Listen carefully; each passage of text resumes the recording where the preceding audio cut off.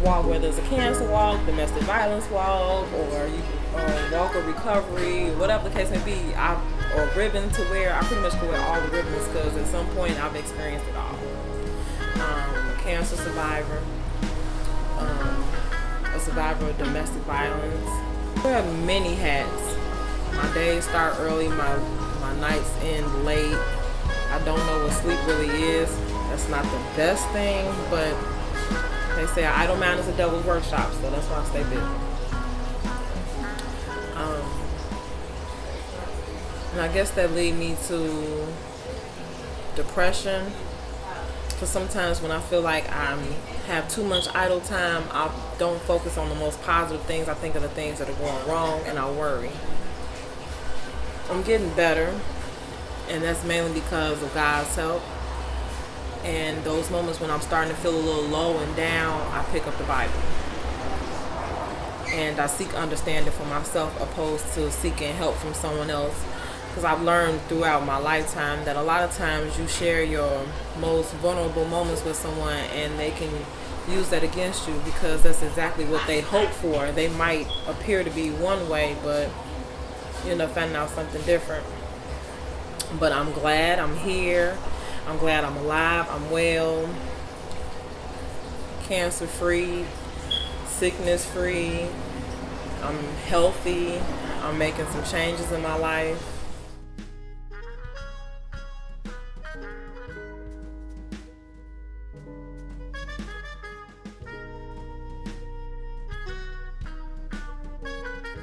We all may experience some type of hopelessness, whether it's temporary or prolonged period of time, but I feel like the story I have will help someone.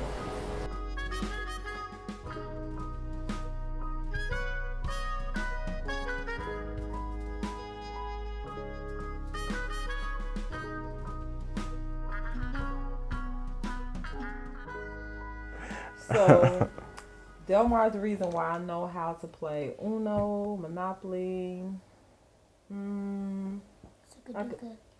Sukaduka. Nah. I could shoot a little dice. What else you taught me how to play? Little basketball. So I'll give you this one example. So one day my mother had just got a brand new kitchen table set from Sears. Beautiful white and gold, wasn't it? Mm-hmm. And she was at work. Me and my brother Delmar, we playing Uno. I'm a sore loser. Because for one, I was thinking since I'm the baby, I'm a little girl, that he would at least let me win. He's not that person. He has to win fair and square. And he's not just he said he's soft-spoken, but when he's playing a game, he's competitive. So we're playing, I lose, and so I put a draw forward down, and the whole table fell apart. And he didn't do nothing but laugh. And now I'm crying, trying to figure out, like, you not going to help me? It was hard because with her being a girl, I hadn't raised any girls. And I'm 40 years old when she's born, and I'm in a marriage that I know I got to get out of. And I knew it had to be hard on her, but it was hard. It was hard. Mm-hmm. Very feisty, very smart. I think that's what hurt the family member so much when she rebelled and did the things that was so contrary to the way we lived at that time. Mm-hmm. But she survived it. He survived.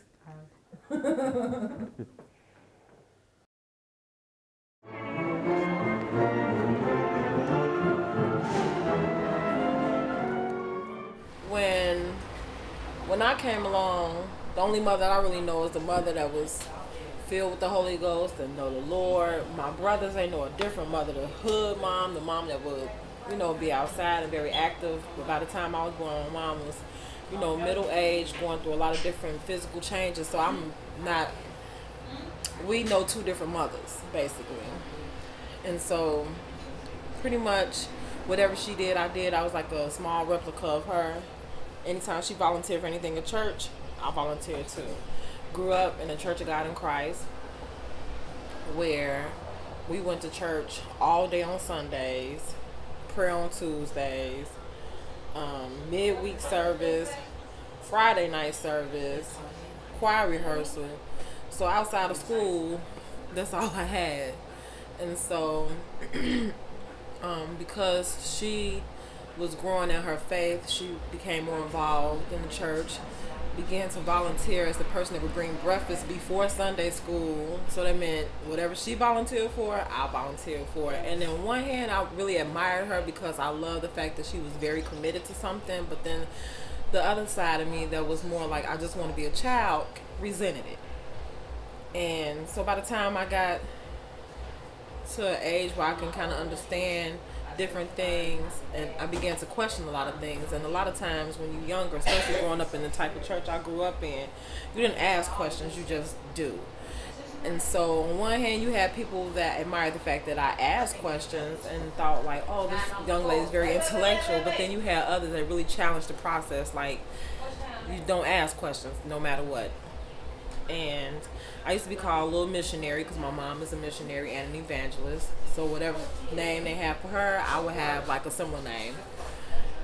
And so I used to read the scriptures for her before she was going to speak. I used to sing in the choir. I used to do solo selections, whatever the case may be. Whatever it meant, whatever my mom was committed to, I was committed to. But then I got to the age of about 15. I didn't wear the big glasses anymore. Probably got my first perm, got my ears pierced, everything that I wasn't supposed to do. I started wearing polish. We couldn't wear red polish. We couldn't wear pants. Couldn't do too much of anything. At that particular point, I began to be rebellious. And I think my life just took a somewhat of a turn. Downhill turn.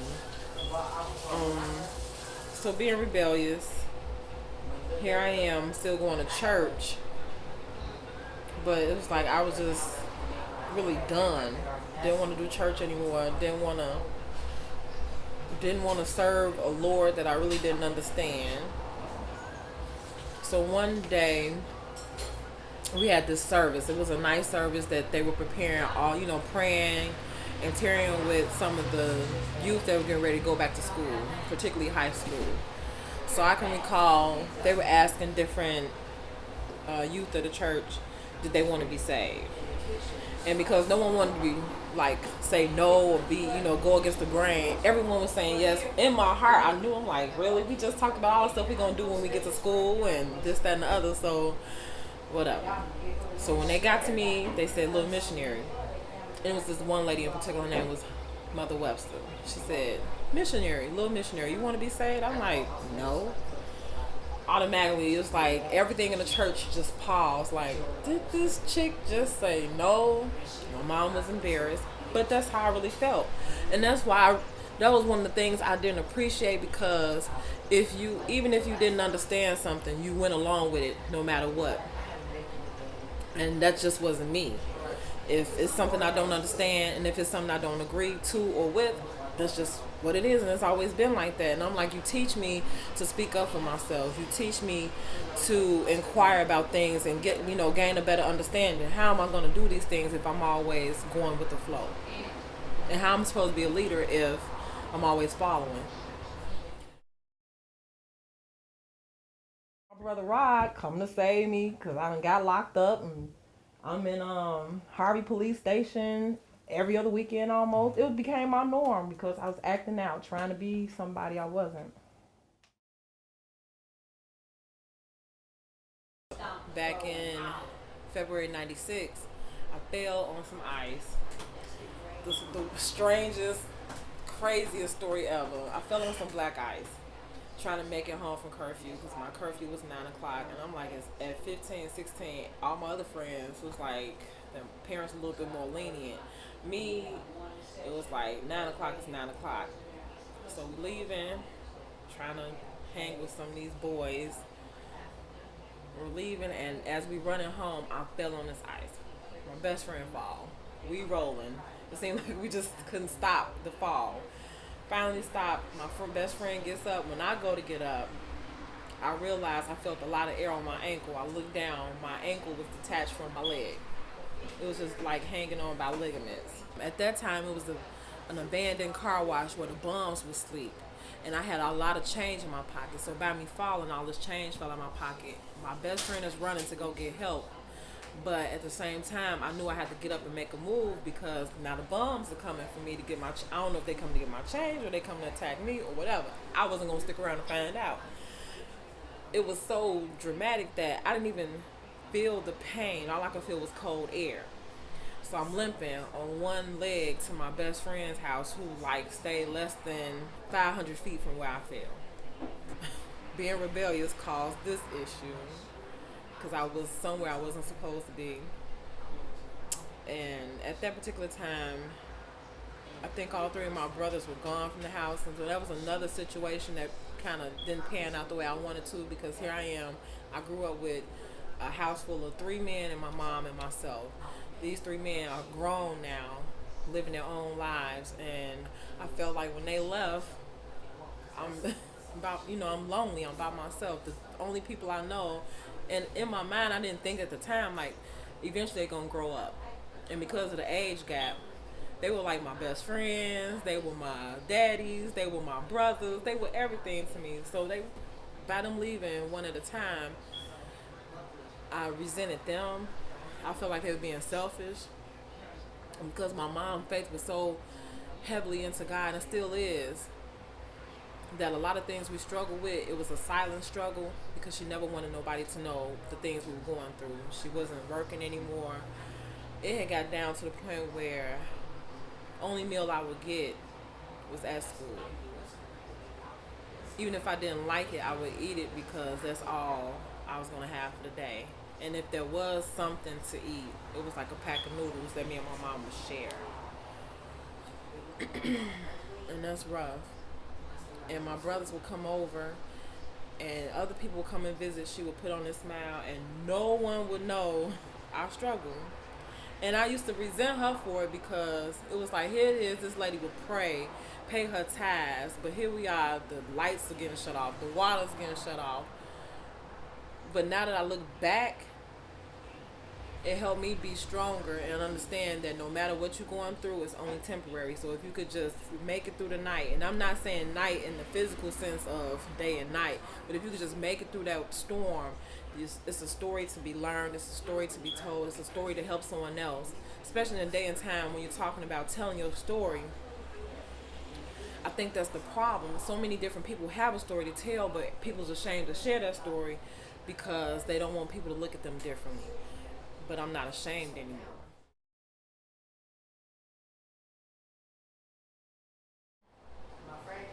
I'm in this hospital. They scheduled me for emergency surgery. They had to call a couple of specialists from the West Coast. And so I'm scheduled for surgery.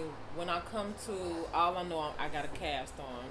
I hear them explain the process to my mom, like, okay, she may walk with a limp for the rest of her life. If this doesn't work out, then we may have to amputate. I'm like, okay, just from the fall, being rebellious. But that just go to show you how being rebellious, it can be something real simple, a fall that can change your life. Moving forward to my senior year, I'm pregnant with my child, and because I sat out my sophomore year, I was supposed to make up 2 gym periods in order to graduate on time. One reason I decided to hide my pregnancy was because if I tell someone I'm pregnant, they're not going to allow me to take gym. If they don't allow me to take gym, I can't graduate.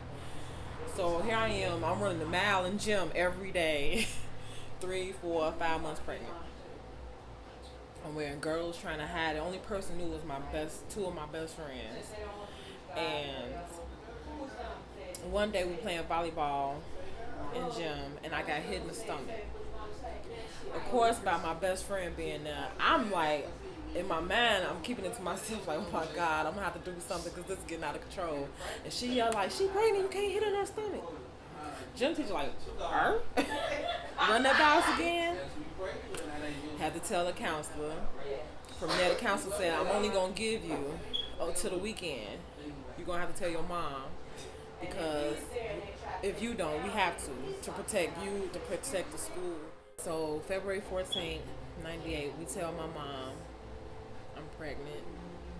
And that was the first time I ever heard my mother cry like this.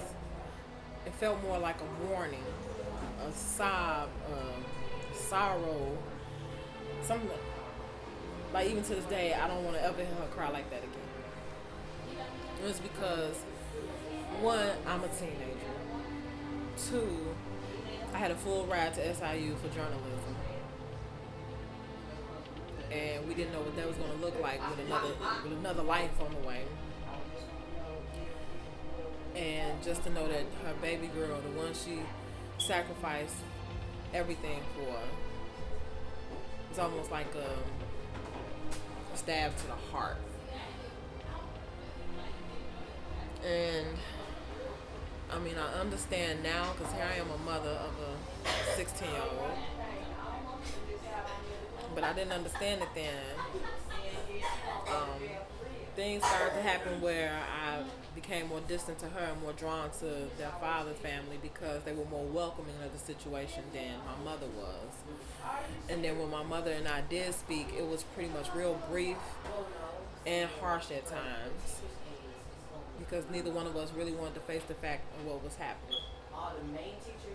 So you're talking about a girl that was raised by a woman who would do anything. She would go without. When it came down to trips with the church, when it came down to trips for school, she would miss meals. She would miss a car note. She would miss paying bills just to make sure I can do some of the things other kids did.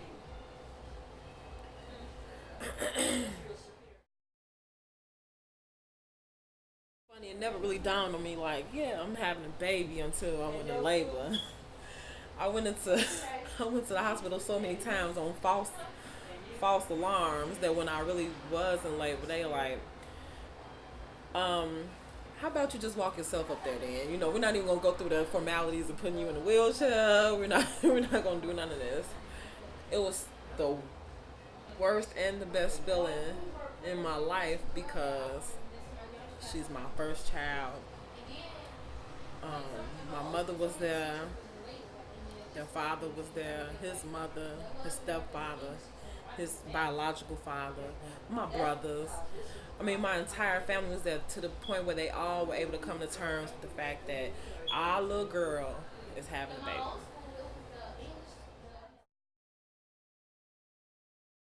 I was able to walk across stage 5 months pregnant with I didn't have to come back for summer school. I didn't have to, come back for another year, nothing.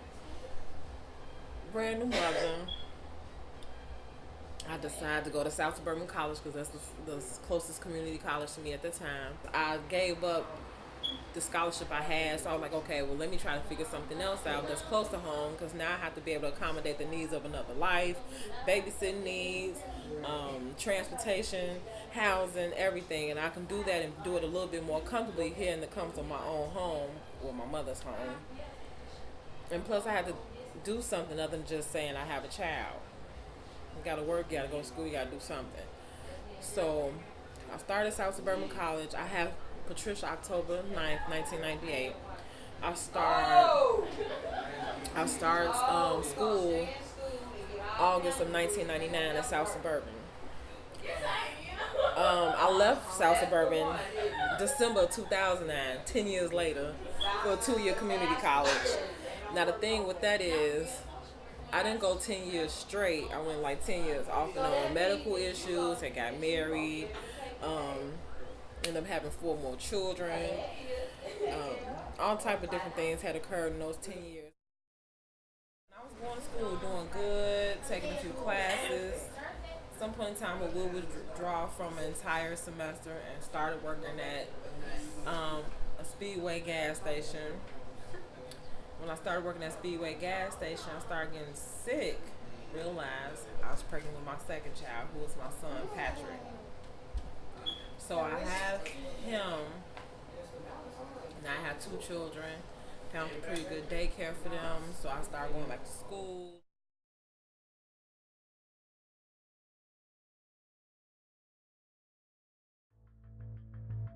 I had solely depended on someone else to take care of me that was no longer there. So now here I am back in the care of my mom. Just, I guess you could just say foolish and young and dumb and naive. And so falling into that deep slump led me to want to end it all. And so I took 350 aspirin, Bayer aspirins, and dumped it into like a 44-ounce cup that you get from Speedway, the big Slurpee cups. I dumped it into a 44-ounce cup of gin and drunk it straight. So not only did I have alcohol poisoning, I also overdosed on medication. And my mom found me unconscious, laying in the bed. I could hear her, but there was nothing I could do about it. She said I was dripping wet. She had smacked me a few times, and I just wouldn't move. She called the ambulance, and she called my brother, who stayed about 10 minutes away from us. And no, honestly, I didn't want to die, maybe temporarily. If there was a such thing as just dying temporarily and come back when you're ready to face life again, that's probably what I wanted. It got so terrible at home. Like, I would see this guy that I pretty much adored. We fell apart, and here I am with 2 children while you gone. You living your life. You got the fancy cars. You got the nice job. You know, you living while I'm surviving.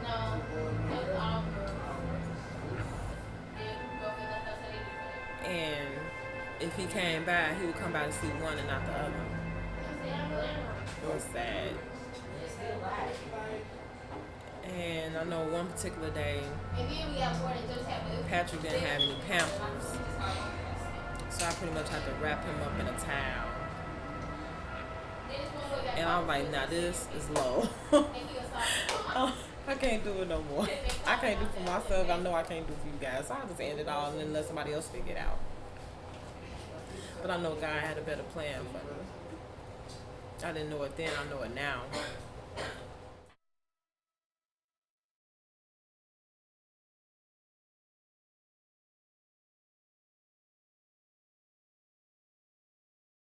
So I'm in the hospital about 2-3 weeks, making sure my body is functioning the way it should again, as much as possible.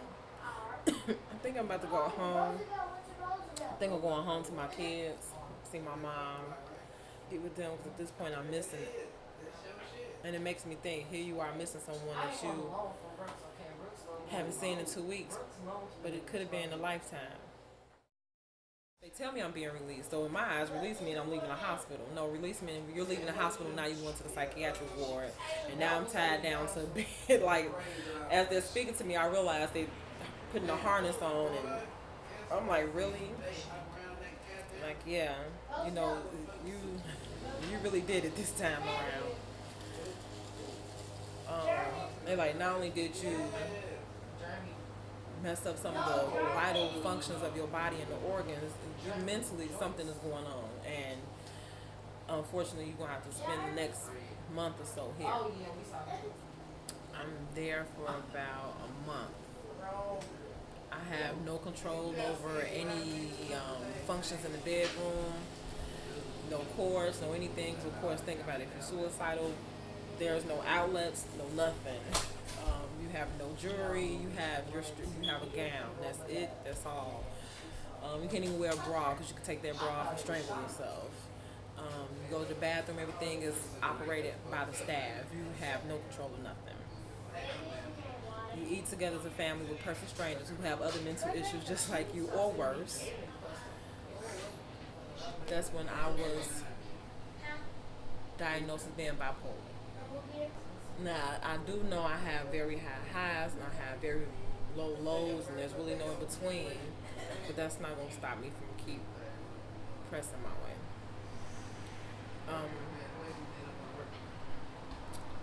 I get out the psychiatric ward. I've lost a total maybe 120 pounds.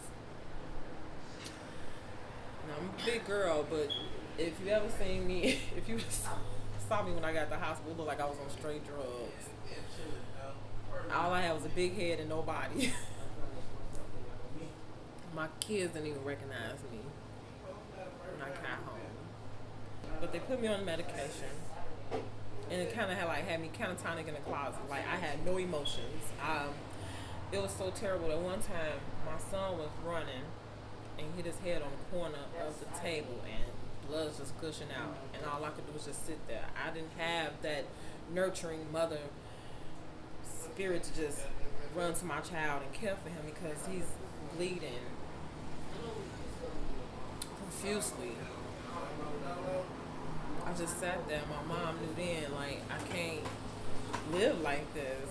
She doesn't smile. She doesn't laugh. She doesn't cry. She does nothing. Her child looked like he could die any moment, even though he was perfectly fine. When my mom finally got him calmed and situated, realized he just had like a little small gash. But we knew then that something else got to give.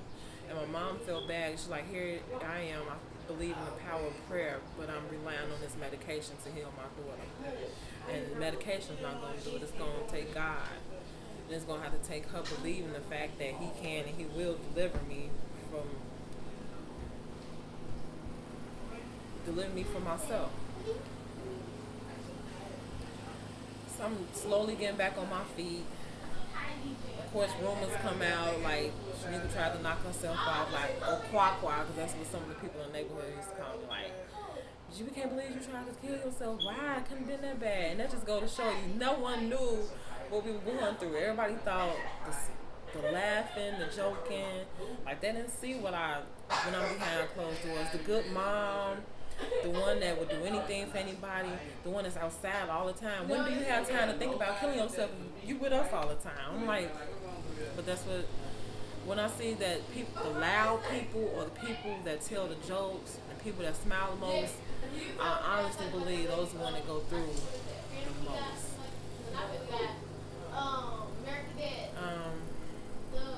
Start making my way back to what I think is normal.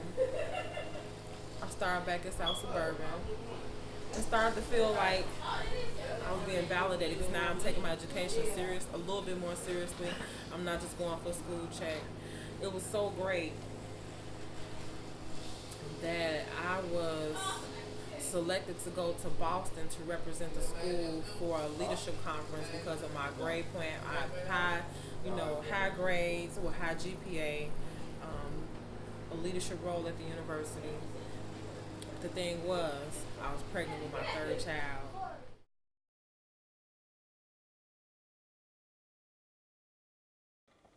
I first started having abnormal pap smears after I had my son at the age of 19.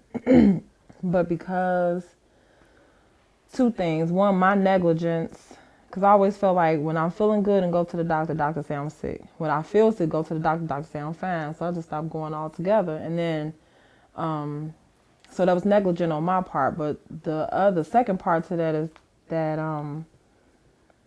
I was on public aid, so I had a medical card. I didn't have like Blue Cross Blue Shield insurance like I do now, thank God. So there was, the treatment method wasn't necessarily right, or explaining patient rights and explaining results wasn't there. There was a lack of communication between me and the doctor at that time. And so when they told me I was having these abnormal pap smears and having biopsies and colonoscopies, all I know is you having me do all these different painful tests that I can't explain and you're not explaining to me. And that started at the age of 19. And so, let me see, I got pregnant with Ayana in 2003, and I had her January 2004. When I had her and went back for my 6-week checkup, at this period of time, I was working a nice job at a bank downtown Harvey, and I had insurance. So I started going to the doctor, and the doctor said, how can we get your past medical records, because something's not adding up, your red cells, your white cells. And she was explaining to me, but it's kind of going over my head because it made me go back to the age when I was 19. Like, do we have to go through all this again? So she explained to me, like, real simple, because I know you don't like to listen. This is a matter of life and death at this point. So I like, what is going on? She's like, no, you have what is called HPV.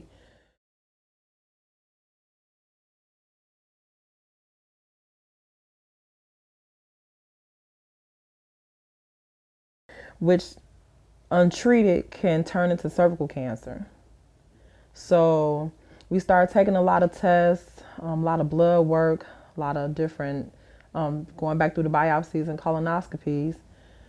And then that's when I found out I was pregnant with child number 4, which is this young lady here in the red, Ariel. So by the time I finished my first trimester, they said it was cervical cancer. It wasn't just HPV anymore. But I was pregnant in my first trimester with Ariel. So I called my mother, and during that period of time, me and my mother wasn't speaking because of a toxic relationship I was in.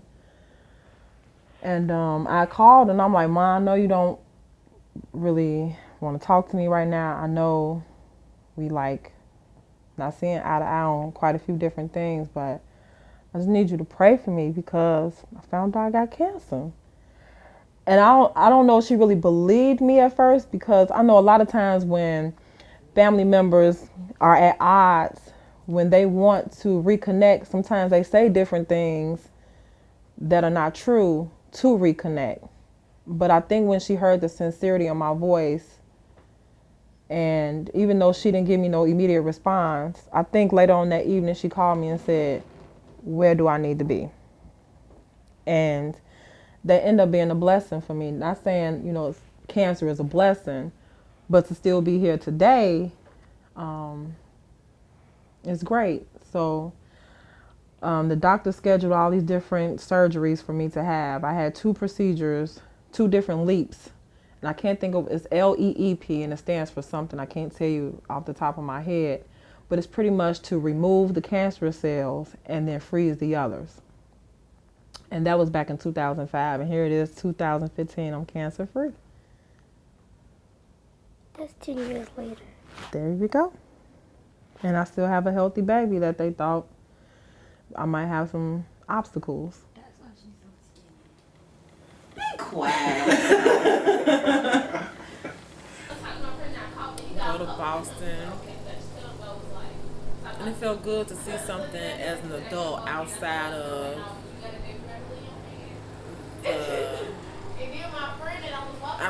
Harvey, outside of that one block. It was like every day, all day, my routine was go to school and hang out in the streets all day with my children. Now, that's one thing everybody could say, I always have my children with me. The good, the bad, and the ugly.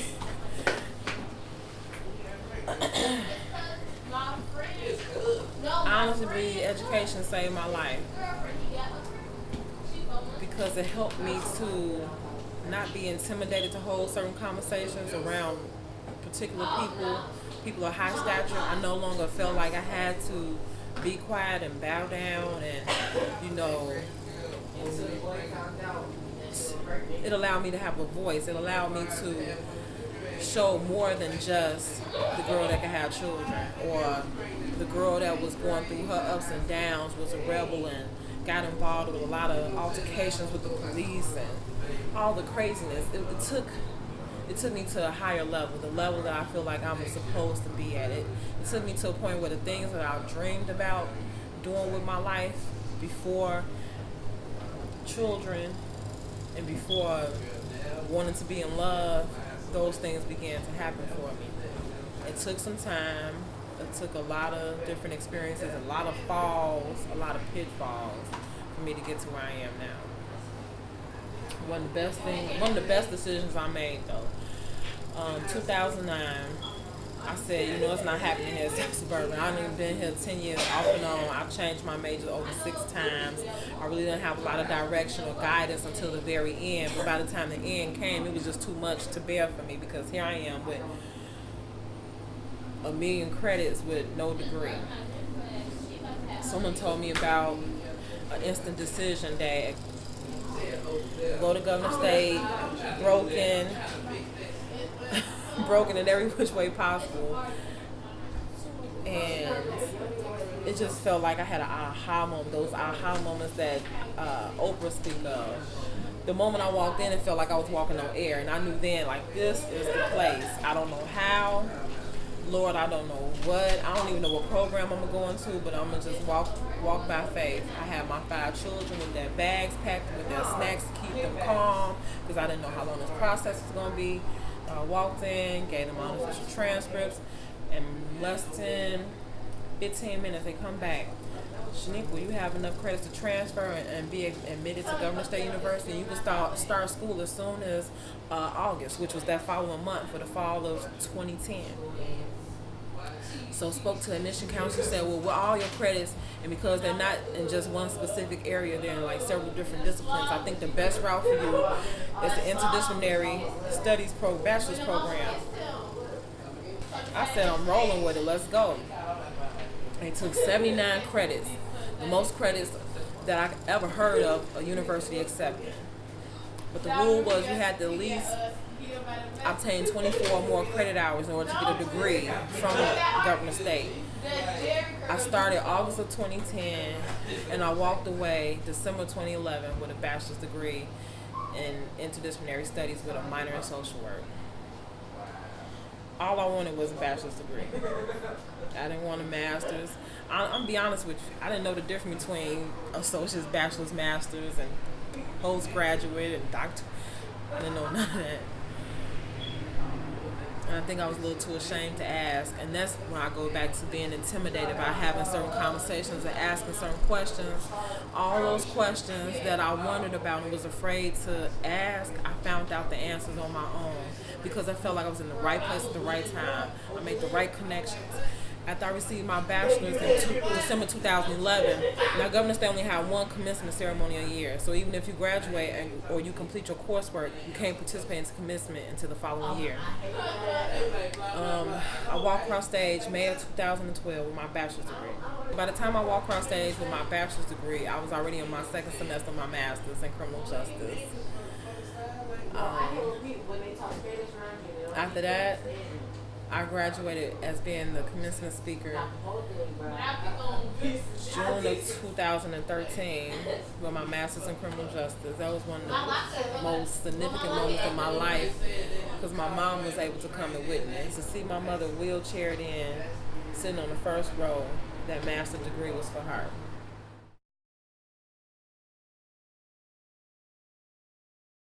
After I finished my bachelor's degree, I just felt compelled to stay.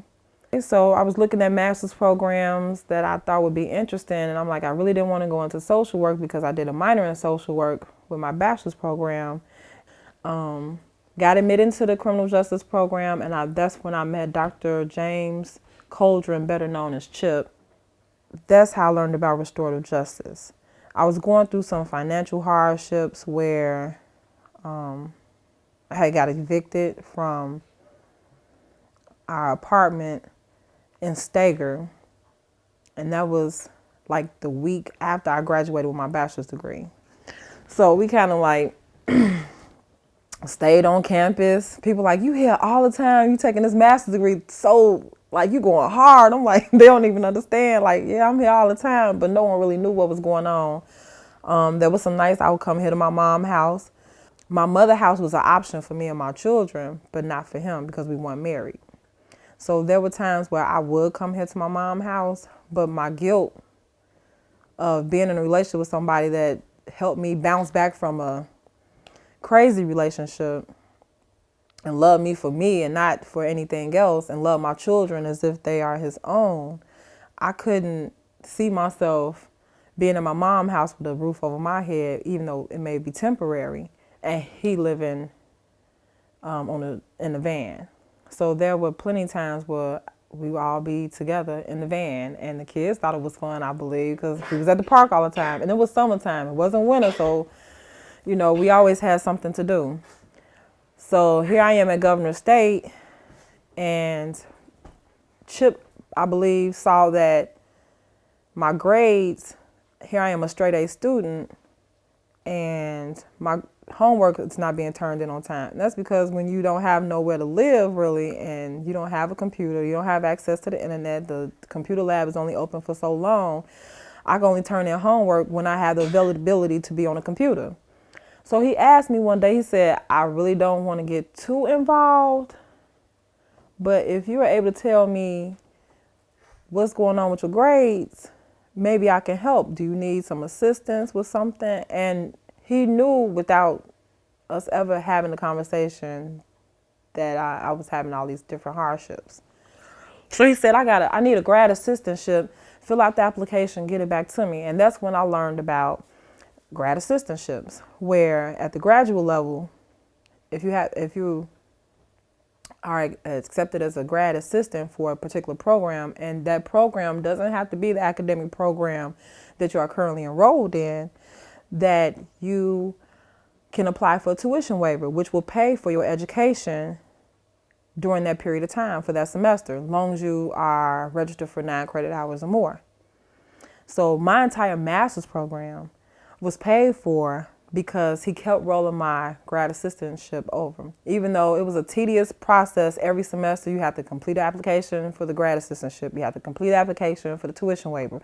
You need 2 letters of recommendation that have to be different every semester. You can only get so many recommendations before people say, you know, I'm recommendationed out.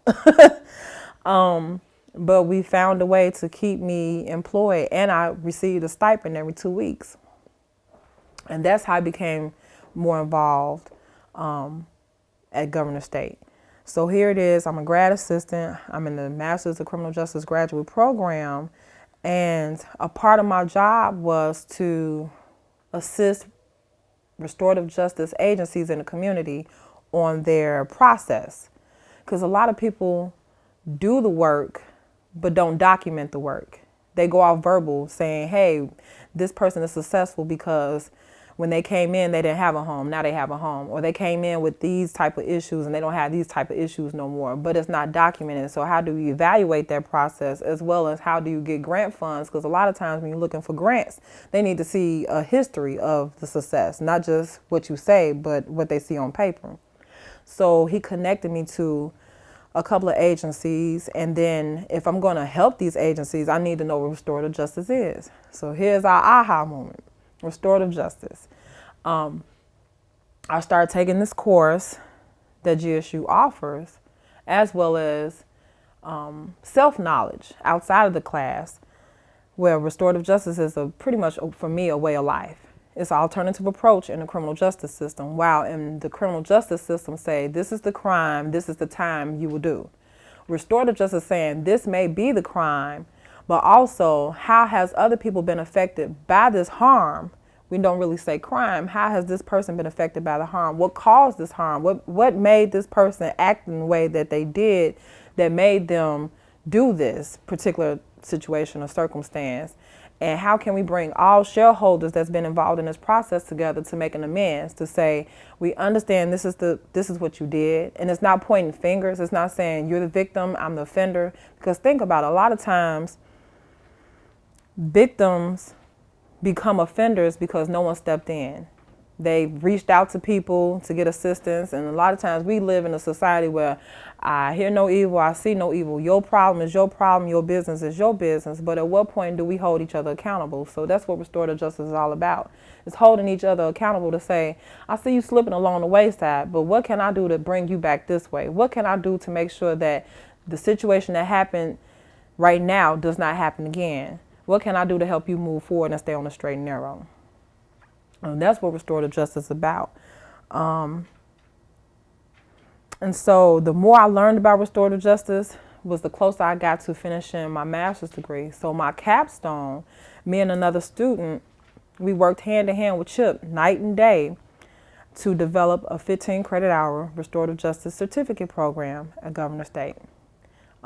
One course was already in existence, the other 4 we created, and that was our capstone. When I say we became family, we checked in with each other every day, every night, what progress has been made from the time. It almost was a year process for us to do this, to the point where I was almost ready to say, I'm done, because I want to walk across stage. And if this means I'm not going to walk across stage when I want to walk across, then I don't want to be in it anymore. But I just pushed myself a little harder. In that period of time, I became a student senator at Governor State, representing the College of Arts and Sciences. I was also, they had just started this leadership program where Dean Valent was my mentor. And that was either the end of 2012 or beginning of 2013. And that's how I became close with Dean Valent. So I had all these different people that saw something in me that I really wasn't even seeing in myself. Everybody that crossed my path has crossed my path for a reason. I might not know what their reason is, but for them 2 particular individuals at that time, they helped me to start seeing myself as an individual, opposed to this ghetto chick with 5 kids who can't keep a roof over her head or her children's head, that's made all these different mistakes. I really started to see myself as a person, as a human, and then I could sit at the table to help make decisions. So here I am. I'm in the leadership mentoring program. I'm a grad assistant. I'm a student senator. Then they had the very first award ceremony for leaders at the university. And I won the leadership award of the year as a graduate student. And the night that I won, I planned to go, but I was in a place in my life, like all these good things are happening. I don't even know how to receive it. So I didn't even go to the award ceremony. Some of my other friends and professors accepted my award on my behalf because I was afraid. And then they had this thing with commencement speakers. Different professors had to chime in, faculty, staff, administration had to say this person should be the commencement speaker and for what reason. And I can't even necessarily say how many people voted for me or submitted my name. But I got a call and say, hey, your name was one of the names and we would like to interview you. So I'm like, what is this all about? Sharee Sanderson called me and said, hey, so look like you might be our commencement speaker, huh? And I'm like, what you mean? She was like, well, we're going to do interviews this particular day. It's going to be 5 or 6 reviews, down to the 5 or 6, because everyone has GPAs as 3.8 or higher. Everyone is equally involved around campus. They're, been seen as a student leader, heard as a student leader, standing up for students. So it's kind of hard. So I was like, well, I'm not going to do it because here I am. And this is the thing. A lot of times when we look at ourselves, no one is holding you back. You're holding yourself back. We hold ourselves to our past to the point where when great things happen, we can't even accept the blessing for what it is because we're so caught up of the past. We're not thinking about the present or the future. So all these great things are happening that when Sharee said that, I was like, well, maybe I shouldn't even come for the interview because I don't want to set myself up for failure. So I was like, well, explain the commencement speaker. So she let me know, like, we don't have a valedictorian here, but that's pretty much equivalent to being a valedictorian. And we, it's here at Governor State, it's called a commencement speaker. So I said, okay. So she like, these are the few questions. We really don't want you to read no script. But it's good for you to have the questions up front so you kind of know your own flow. Make sure that you answering what we're looking for. So I get in the room. You have Bernie from the bookstore. You have Sharee Sanderson. At that time, you had the board of trustee, who was Aaron Fletcher. You have Carolyn Millhouse, who's from financial aid. And then maybe 1 or 2 other people that I'm not familiar with that was in that room that's a part of the committee. So I stand before them and they like, all right, tell us who you are. And it was so nonchalant. I'm like, okay. But as I began to tell my story, before I walked in, I prayed and I said, God, if it's for me, let it be. And before I knew it, the words were flowing from my mouth that I told them the story in less than 5 minutes, who I was, where I came from, what I stand for, and what I believe in, and that if I can make it, anybody can. I am the GSU story. I've never seen Bernie, I don't know Bernie personally, but just his demeanor doesn't show me that he would cry. He had tears in his eyes, his face was red, Sharee had to walk out the room, Carolyn Millhouse started coughing like, no, don't you let a tear drop. Aaron Fletcher's just bawling out crying. And I walked out, I was like, thank you, because I didn't want to cry in front of him, so I'm like, thank you for allowing me to speak to you, tell you my truth. And I walked out.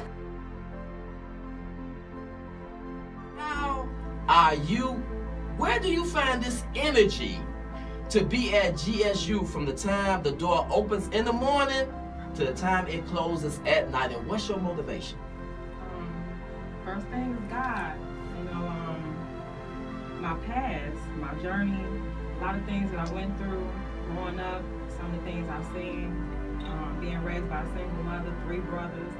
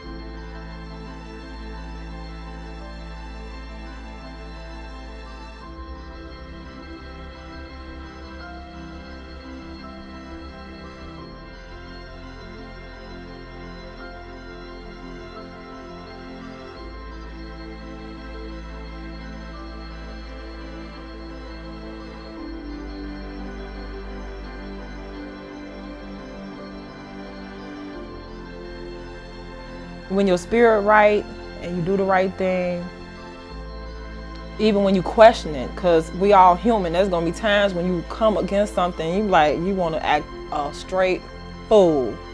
But you have to remember where you come from and where you are and the difference between the two and where you're going. So when you think about where you're going in terms of a situation, if you have the second to just think, it makes a big difference. And if you keep God first in all that you do, I'm not a saint. I'm not here like I'm a bishop, a missionary, evangelist, none of that. But everybody have a story. Everybody have a story to share. And I feel like when you neglect to share your story with others, you hinder yourself. Because someone needs to hear your story.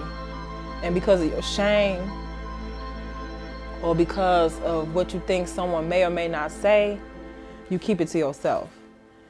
And so a story not shared is a soul not healed. And that's just that.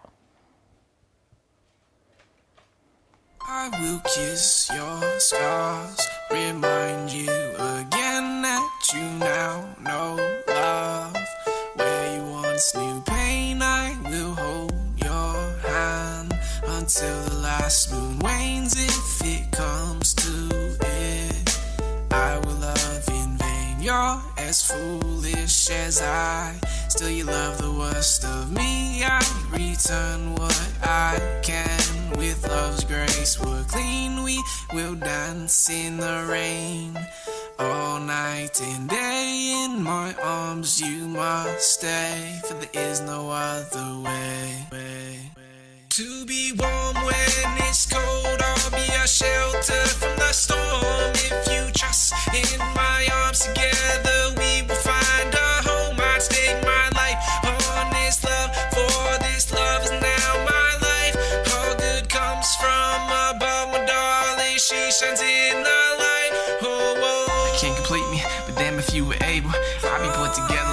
puzzle on the table, then I can't complete you. But damn right, I'll keep trying. So damn, we keep colliding, but damn, I let you smile even enough to let you go so that you can fly away. I figure love is freedom, so I stopped trying to make you stay. But I might ask you to, for feels like something I have to do. So some days I'm grasping you, but I'm only grasping half of you, and you're only grasping half of me. Both miss the complexities of one another, so I guess I just let you breathe. Yeah, I guess I just let you breathe. Yeah, guess I just let you breathe. I will kiss your scars, remind you again that you now know love. Where you once knew pain, I will hold your hand until the last moon wanes. If it comes to it, I will love in vain. You're as foolish as I, still you love the worst of me. I return what I can with love's grace. We're clean, we will dance in the rain all night and day. In my arms you must stay, for there is no other way. To be warm when it's cold, I'll be a shelter from the storm. If you trust in my arms together,